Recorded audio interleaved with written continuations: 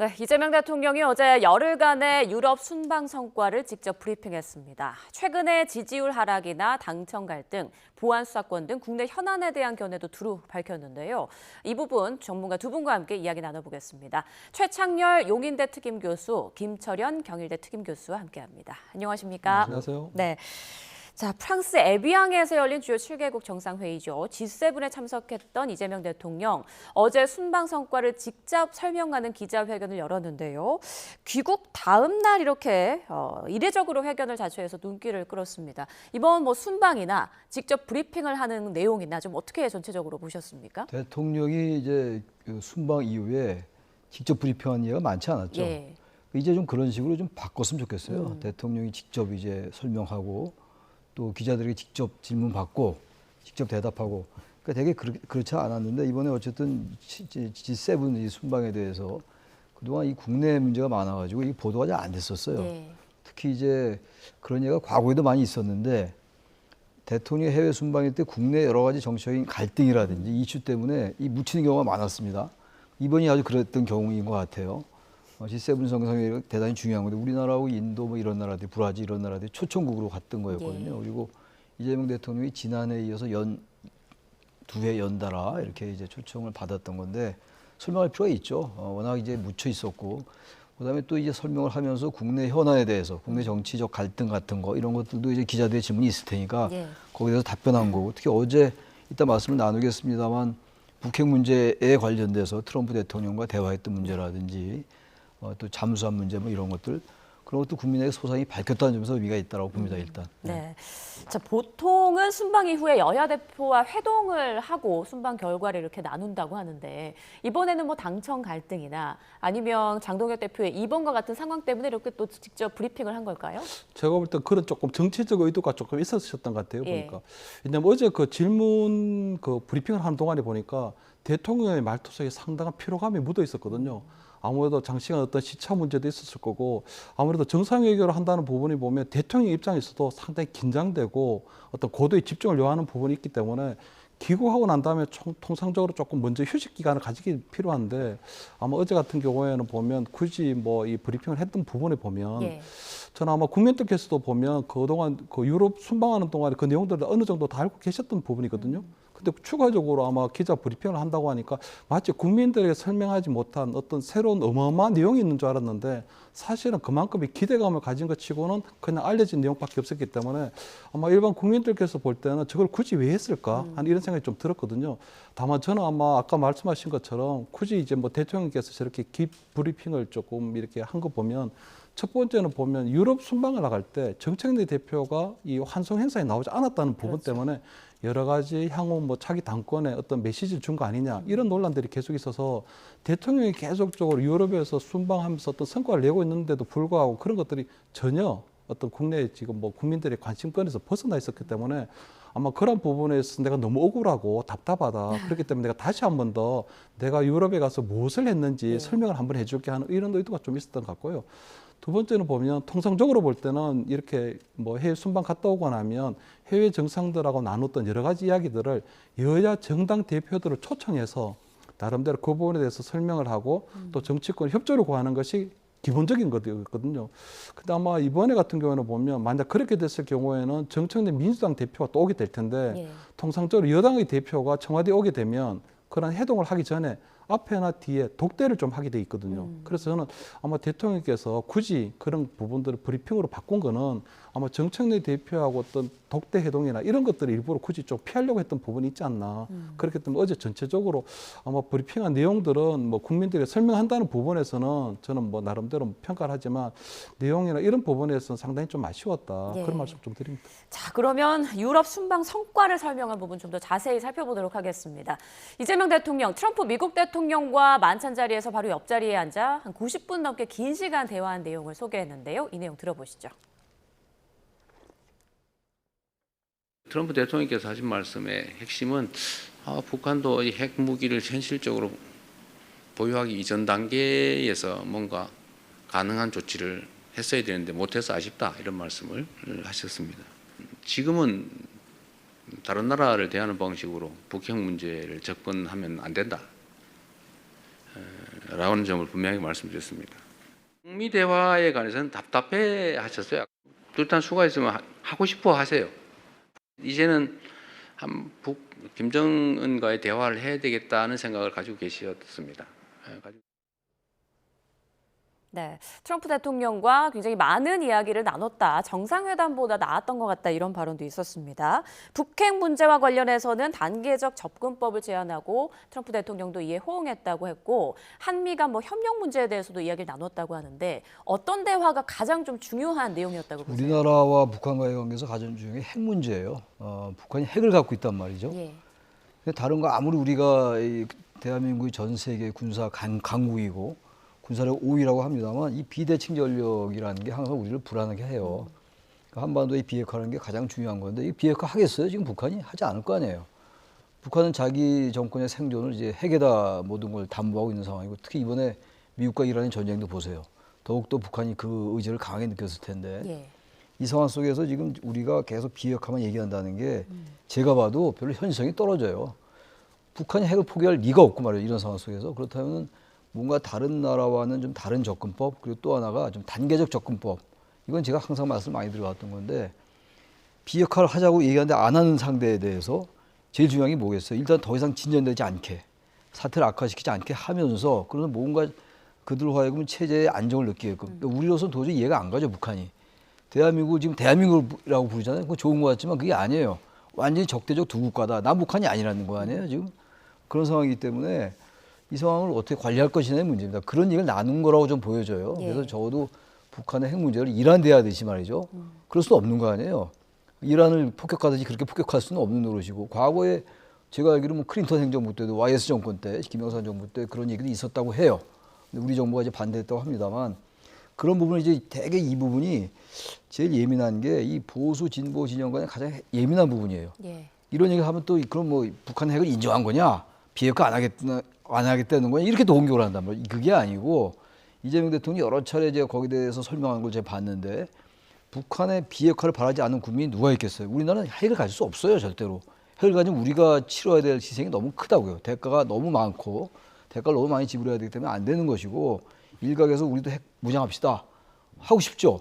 그게 되질 않아요, 우리나라가. 지금 현재 상황. 만약 우리나라가 핵 무장하면은 대만, 일본, 도미노처럼 퍼질 텐데 그건 사실상 불가능하다면 북한의 핵 문제를 더 이상 진전시키지 않으면서 그래서 북한이 정말 이게 우리 북한 자신들 입장에서 볼 때 자신들 정권이 안전하다고 생각할 때 그때 뭔가 비핵화 진행해 나가고 보상대주 이렇게 가야 될 것 같아요. 예. 그 얘기를 한 것 같아서 의미가 있다고 보여주고 있다. 근데 이런 대화는 아마 정상회담에서 오히려 나누기가 어려울 겁니다. 아마 90분이면 짧은 시간이 아닌데 이제 그런 얘기를 아주 허심탄회하게 폭넓게 나눴다 그런 의미로 들려서 의미가 네. 있다고 봅니다. 저는. 네. 앞으로 트럼프 대통령이 북한과의 대화에 조금 더 적극적으로 나설지 관심이 쏠리고 있는데 김 교수님께서는 어떻게 들으셨습니까? 어제 두 정상이 나눴다는 그 대화 내용 들으시면서요? 근데 단계적 접근법 어느 정도 한미 양국 사이에는 나름대로 합의된 부분이 있는 걸로 보이는 거거든요. 어쨌든 트럼프 대통령이 취임하자마자 얘기한 부분을 보면 북한은 뉴클리어 파워라고 해줬거든요. 예. 다시 말해서 북한이 실질적으로 핵무기를 보유하고 있다고 선언을 해줬고 대통령의 어떤 북핵 해법도 보면 첫 번째는 북핵 동결이거든요. 북핵 동결 그다음에 축소 나중에 비핵화인데 동결이라고 하는 부분에 보면 북한이 실질적으로 핵무기를 갖고 있다는 부분이 있거든요. 다만 그 부분이 북한이 핵무기를 실질적으로 갖고 있다는 부분을 북핵 인정으로 비추는 부분이 있기 때문에 예. 아직까지는 보수권에서 거부감이 있는데 문제는 북핵을 인정하지 않게 되면 한 단계도 나갈 수가 없는 부분이 있거든요. 그렇기 때문에 저는 대통령께서 트럼프 대통령하고 단계적 접근법에 있어서 조금 의견 일치가 있다. 한 이런 부분들은 너무 약하다. 왜냐하면 그동안 한 1년 정도 지나고 난 다음에 아직도 한미 양국 사이에 북핵 문제 이제 단계적 접근 정도로 합의했나 이런 것들이 아니고 저는 조금 편한 자리에서 만찬 자리였기 때문에 예. 제 같으면은 트럼프 대통령이 물어볼 것 같아요. 언제 김정은을 만날 거냐.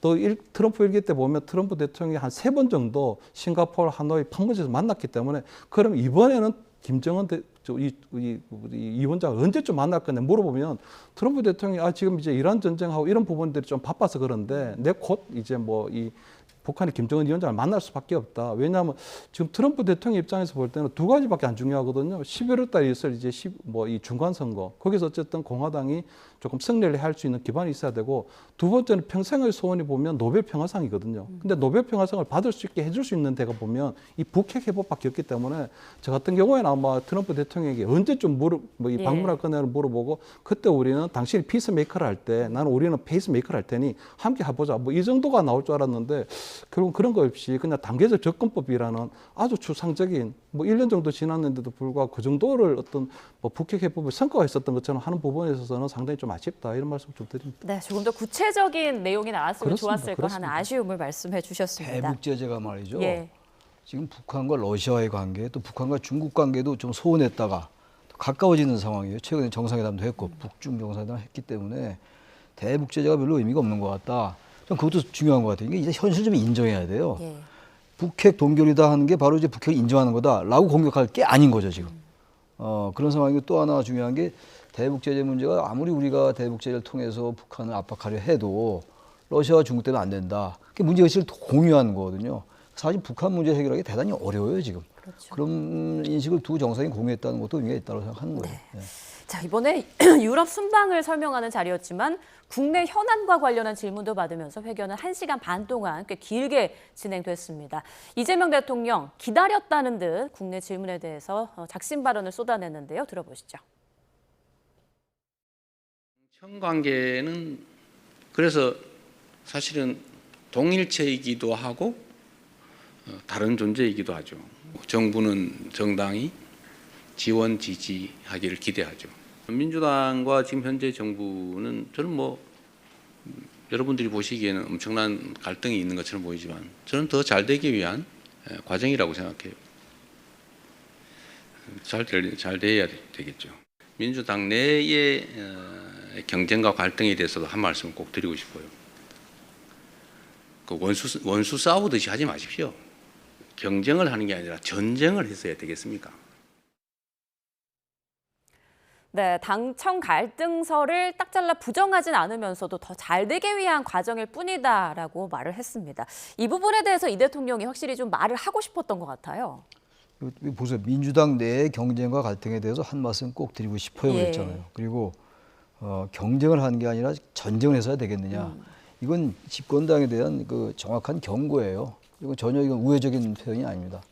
민주당 그렇게 하지 말란 얘기예요. 예. 경쟁하고 우리가 서로 경쟁하고 서로 견제할 수 있다 하더라도 이게 전쟁을 하면 안 되지 않느냐. 그리고 아주 말씀을 많이 했어요. 얘기를 많이 했는데 여러 얘기를 보면은 지금 내부의 권력 관계 내에서, 그러니까 여권 내에서의 권력 지형 문제, 권력 관계, 권력 갈등, 권력 다툼 이런 문제에 대해서 아주 소상하게 얘기한 거예요.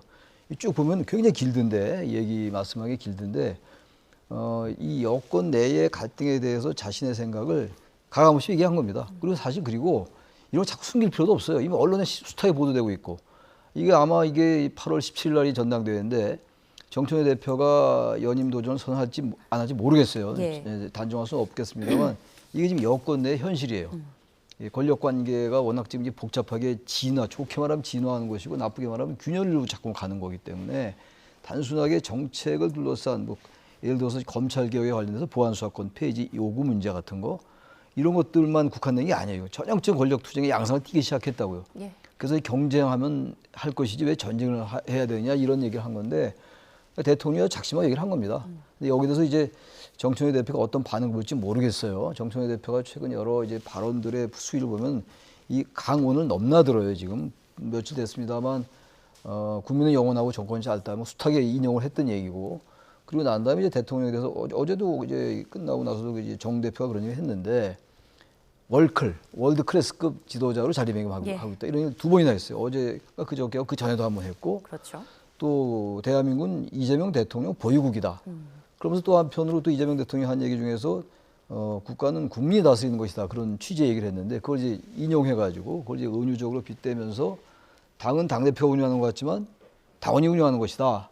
그 얘기는 당원 주권주의를 강조하는 거거든요. 당원, 이른바 당원과 대의원이 다 1인 1표라는 것.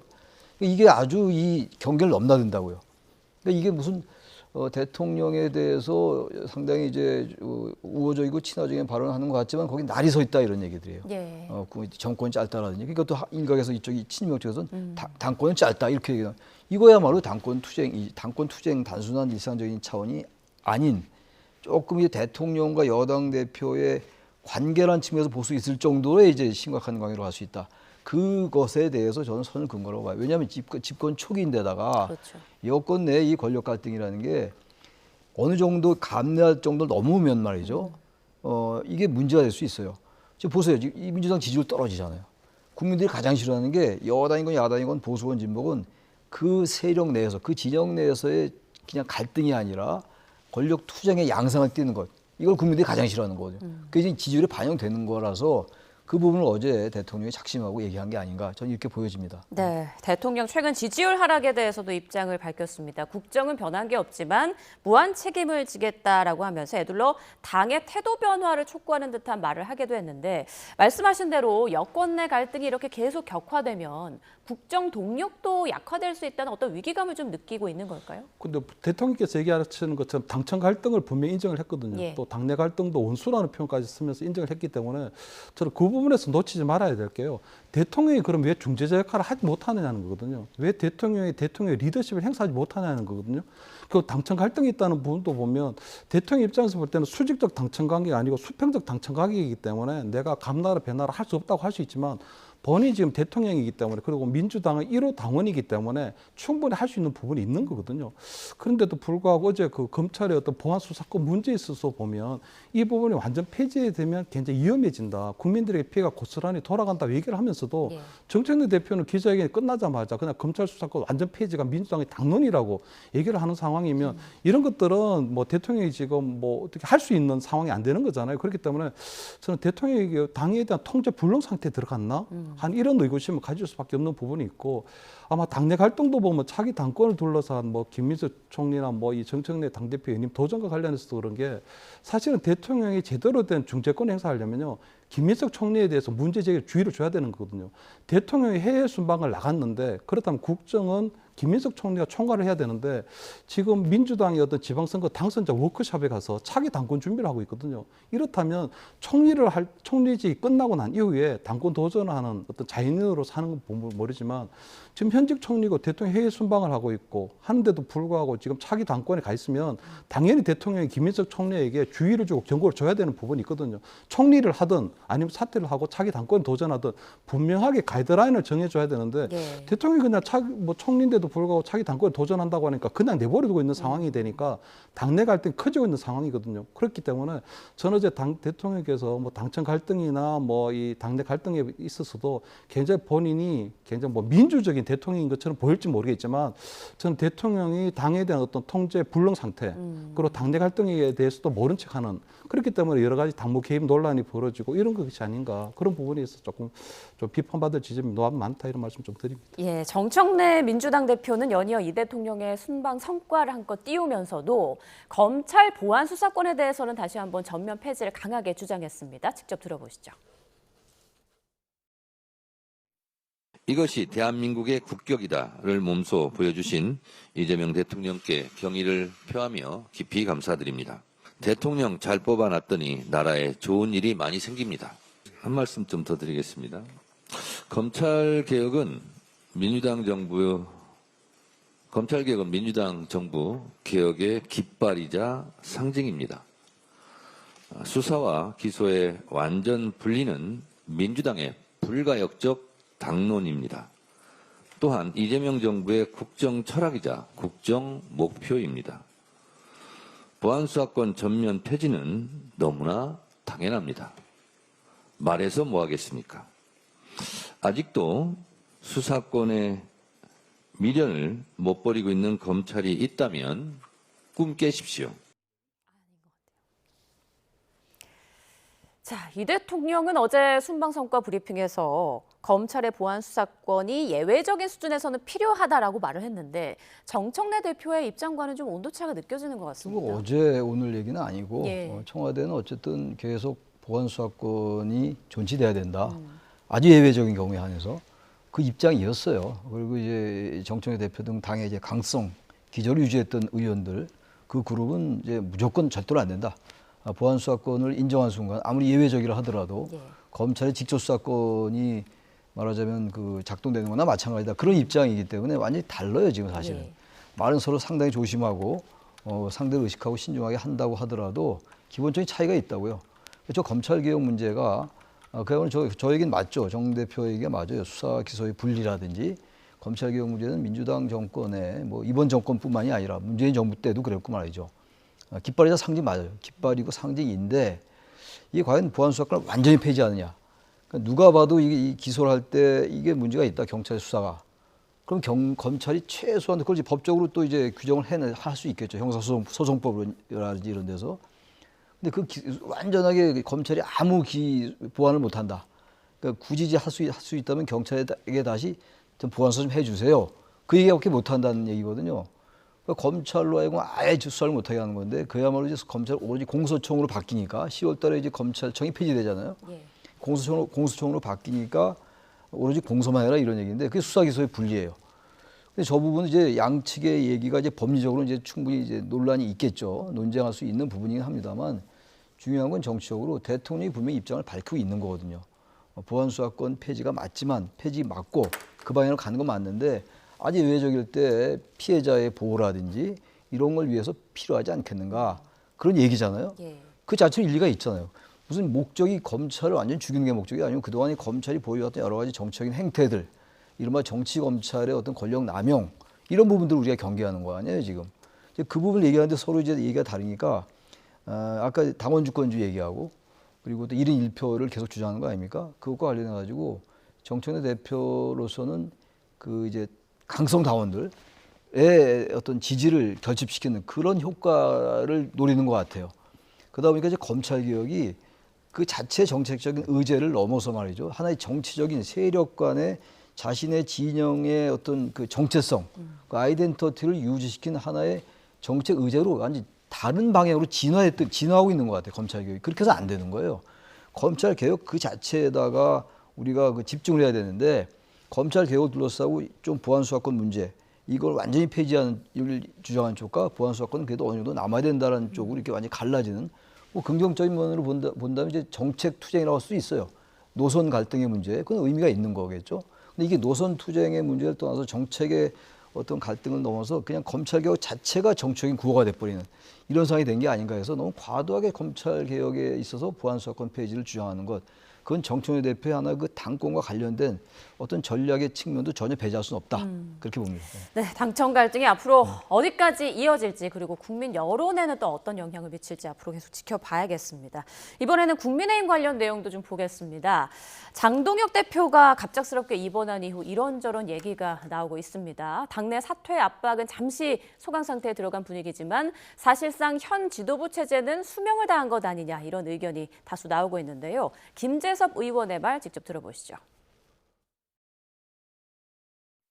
장동혁 대표 리더십은 이번 의원총회를 통해서 확실히 그 입지를 상실한 것 같아요. 장동혁 대표 그럼에도 끝까지 물러나지 않는다 그러면 당연히 신동욱 최고위원께서도 그 맞게 결정을 하시지 않을까 그냥 저는 예측을 해봅니다. 일단 비대위원회가 뜨겠죠. 관리형 비대위가 아니라 우리가 뭐 개혁형 비대위, 뭐 시정 비대위 이런 식으로 또 당내 정비 작업도 할 수 있는 거거든요. 저는 그런 어떤 완충을 두는 것도 나쁘지 않은 생각이다.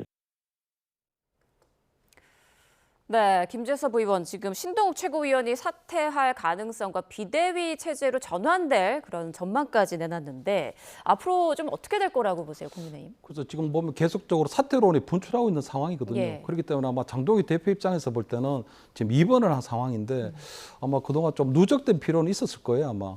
그동안 뭐 지방선거 때 보면 그래도 당대표이기 때문에 전국 유세를 다니긴 많이 다녔거든요. 누적된 필요가 있었을 거고 최근에 아마 지방선거 끝나고 난 이후에도 계속적으로 어떤 당내의 어떤 사퇴론이 나오게 되면서 스트레스적 상황이 계속적으로 벌어졌기 때문에 좀 저는 입원했다고 보이는데 저는 입원하고 있는 동안에 시간을 가지면서 나름대로 본인의 어떤 거취와 관련된 정치적 구상을 할 수밖에 없다고 보이거든요. 전 두 가지 정도로 예상이 되는데 첫째 장동혁 표 새 신화를 들고 나올 수가 있어요. 그러니까 어쨌든 이번 지방선거에서 서울이라든가 경남을 이겼고 그다음 민주당이 갖고 있는 국회의원 선거에서도 의석수에서도 한 3석 정도 가져왔으니 내가 절반 정도 승리한 거 아니냐. 그렇기 때문에 내가 계속적으로 당대표로 하면서 이런 형태로 당대표 장동혁 표 어떤 쇄신을 들고 나올 가능성이 있고요. 두 번째는 저는 좀 정치적 승부수를 던질 수도 있다고 보이거든요. 그건 아마 본인이 그럼 사퇴를 한다. 조건부 사퇴를 하는데 그 대신에 8월 달 민주당처럼 전당대회를 열어가지고 예. 내가 당원들로부터 직접적으로 심판을 받겠다. 예를 들어 내가 사퇴를 하는데 내가 그대로 뭐 비대위로 가는 게 아니고 8월 달 전당대회를 열어서 지금 뭐 당내에서 사퇴로 나오고 있고 당원들은 그러지 말라는 얘기가 있기 때문에 나는 직접 당원들에게 선택을 받겠다. 정청래 대표처럼 민주당 전체처럼 그렇게 나올 가능성도 있다고 보이거든요. 그렇게 되면 이게 나름대로 장동혁 표 승부수가 던져지게 되는데 저는 뭐 장동혁 대표가 그런 부분까지도 지금 고민을 하고 있으면서 하고 있지 않을까. 다만 저는 이제 장동혁 대표가 그만한 배포가 있을지 본인이 이제 당대표직을 던지고 할 만큼의 때 있을지 또는 장동혁 대표가 8월달 전당대회를 열어가지고 본인이 당원들로부터 직접 재신임을 받겠다고 하면 사실상 그동안 장동혁 대표의 사퇴를 요구해온 쪽에서는 보면 아직 한동훈 뭐 의원이 복당이 되지 않은 상태이기 때문에 마땅하게 장동혁 당권 체제하고 이 대응할 만한 당권 주자가 없는 상황이기도 하거든요. 예. 그렇기 때문에 저는 나름대로 그런 부분들을 장동혁 대표가 지금 심사숙고하고 있는 상황이 아닐까 뭐 그렇게는 보입니다. 네, 김 교수님께서 지금 두 가지 시나리오를 제시해 주셨는데 최 교수님은 좀 앞으로 국민의힘 지도부 어떻게 전개될 거라고 보세요? 저 국민의힘 지도부 장동혁 대표의 사퇴 문제가 우리 정치권의 이슈가 된 지가 너무 오래됐어요. 네. 그리고 선거 패배한 거 맞잖아요. 서울선거 이겼다고 합니다만 우세훈 시장이 이긴 거죠. 그게 장동혁 대표 때문에 이긴 건 아니라는 평가에 다 동의하는 거 아니에요? 여야할 거 없이. 근데 뭐 경남지사 선거 이겼다는 거 그거 15대 1 예상이었는데 12대 4였다라는 것. 그리고 이제 평택을에 유이동 의원이 당선됐다는 거. 이것도 사실은 유이동 후보도 이 장동혁 대표 체제와 선을 많이 걷었어요. 근데 어쨌든 그 결과적인 걸 가지고 이제 자꾸 그 선거 패배가 아니다라고 주장하는 것 같아요. 근데 정치를 이렇게 하면 안 되죠. 시나리오가 많죠. 많은 건데 아니 정치라는 게 선거에 지면 패배했으면 책임지고 나가는 게 정치예요. 그게 헌법에 무슨 정치에 선거에 지면은 나가라 그런 건 없어요. 정치자금법에도 없고 선거법에도 없고 없어요. 없습니다만 정치라는 게 뭐예요? 서로 서로 묵계적으로 아는 그 관행 같은 거, 동의 같은 거 이런 어떤 합의된 룰에 따라서 하는 거 아닙니까? 근데 저렇게 지금 벌써 장동혁 대표의 거취 문제가 나온 적이 얼마나 됐는데 이제 또 병원에 가고 말이죠. 몸이 아파서 병원에 가는 거 뭐라고 할 수는 없어요. 좋습니다. 다 좋은데 이렇게 해가지고 또 뭔가 연명하면서 또 연장하고 저는요 아무리 그래도 겉으로 볼 때는 꽤 갈 것 같기도 해요. 그냥 장 대표분이 제가 볼 때 사퇴할 가능성은 거의 제로에 가깝고 예. 또 최고위원회가 이제 그 4명이 사퇴를 해야 되는데 신동욱 최고와 김재원 최고위원이 사퇴할 가능성이 없어 보여요. 지금 현재로서는. 그다음에 양양자 최고위원도 그렇고 우재준 최고위원도 사퇴는 안 하겠다는 거 아니에요. 만약에 자신들 사퇴하면 그 자리에 이제 또 이제 강성이 들어오니까 예. 그럼 적어도 그런 논리로 볼 때는 장동혁 대표 체제는 갈 수밖에 없어요. 계속 유지가 되는 건데 저는 정치라는 게 그렇게 가서는 안 될 것 같고 그렇게 안 될 것 같아요. 세상 일이 그렇게 만만치가 않거든요. 저 정도 해가지고 계속 많은 사람들이 그 일부를 제외하고는 장 대표 거취를 얘기하고 있고 최근에 의총에서도 TK 지역 의원들까지도 이제 드디어 장 대표 거취에 대해서 사퇴 쪽으로 얘기를 하기 시작했다는 거 아닙니까? 이 상태를 버틴다? 저는 이게 무슨 뭐 어떤 윤리나 도덕이나 정치적인 이런 문법을 떠나서 말이죠. 그 자체 실리적으로도 저는 장 대표에게도 이롭지 않다. 어떻게 언제까지 버틸 수 있겠어요?